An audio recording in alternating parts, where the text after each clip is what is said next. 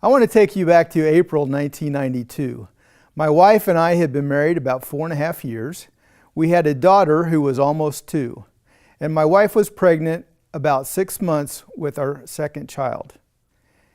It was World Conference, and the big conversation was the temple being built across the street from the auditorium.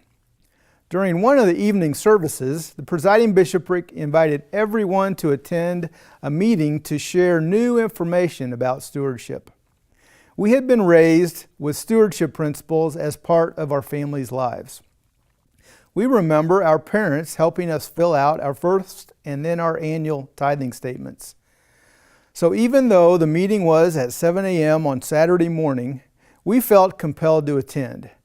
So we dropped our daughter off at my parents' home at 6:30 a.m. and headed off to the auditorium. Little did we know the impact this decision would have on our lives.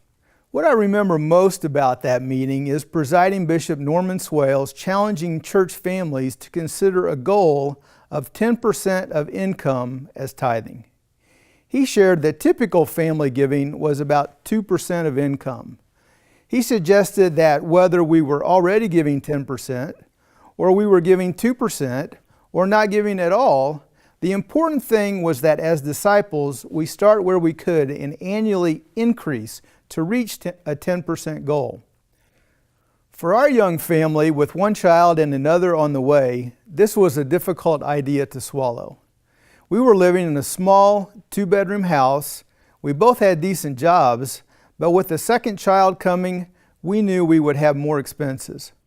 We also wanted to consider a bigger house as we looked to expand our family. We looked at what we were giving and were surprised when it came up short of 2%. It sure seemed like a lot to us. 10% was almost unthinkable.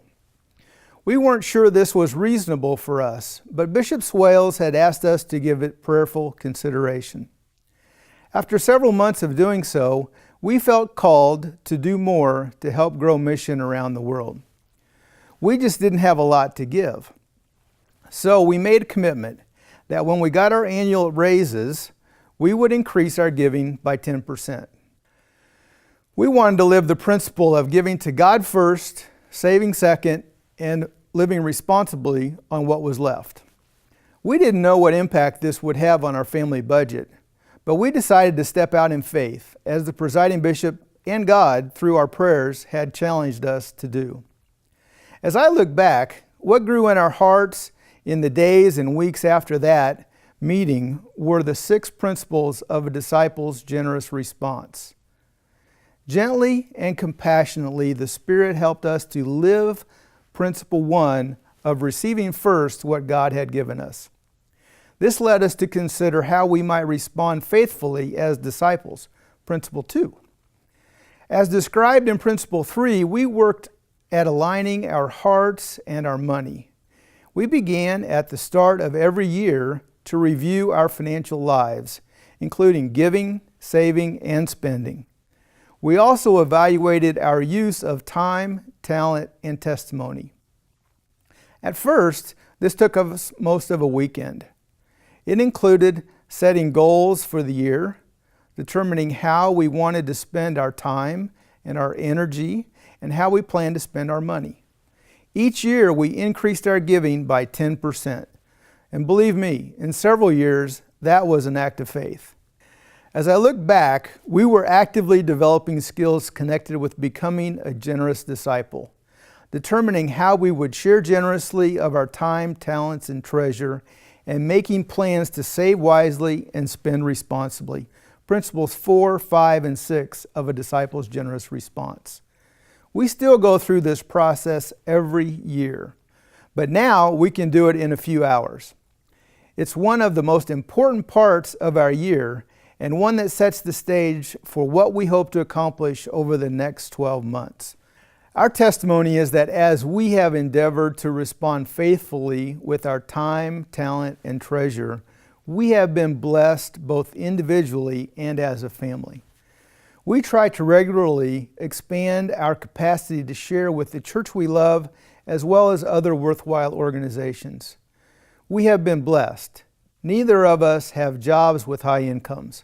I've been a minister with the church, and Denise, my wife, is self-employed and worked part-time for many years. But using the principles of a disciple's generous response and committing to small changes over time, we have been able to share generously, actually exceeding our goal of 10%. It has been exciting for us to realize that through God's blessings and continued guidance, we have been able to accomplish goals set so many years ago. In faith, we still increase 10% per year and plan to continue this into the years that come. Sound stewardship principles have allowed us to do this while raising 3 children, helping them with college education, and saving for our future. While we may never be considered wealthy, we have enough and to spare, and have been blessed all the while. The stewardship principles taught to us when we were children still apply today as part of the principles of tithing a disciple's generous response, and in the affirmations of mission and tithing recently approved at the 2016 World Conference. I share my testimony confident that these principles will bless you as they have blessed our family, as we all respond to Section 165(2)(d). Tithing is a spiritual practice that demonstrates willingness to offer every dimension of one's life to God. May you be blessed in your journey of stewardship as you endeavor to live your life as a disciple is my prayer. Amen.